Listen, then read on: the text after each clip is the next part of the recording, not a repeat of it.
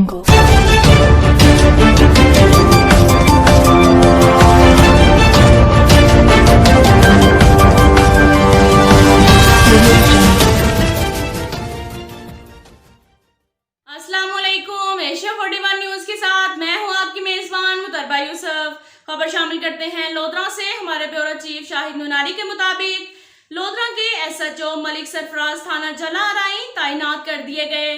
तफसीलात के मुताबिक मलिक सरफराज जैसे अजीम इंसान की लोधरा में तैनाती गरीब अवाम के लिए किसी नेमत से कम नहीं। रोजाना की बुनियाद पर बर वक्त बेहतरीन मेरिट पर इंसाफ परस्ती की वजह से दिन ब दिन पुलिस के वकार में इजाफा होने लगा। डीपीओ लोधरा अब्दुल रऊफ बाबर की क़ियादत में SHO Malik Sarfaraz merit policy पर अमल दरामद कराते हुए पुलिस के निज़ाम में बर वक्त फौरी तौर पर सस्ता इंसाफ फराहम कराने के लिए अमली तौर पर कोशा है। अब तक के लिए इतना ही काफ़ी है। मिलते हैं अगले बुलेटिन में, हमारे साथ रहिएगा।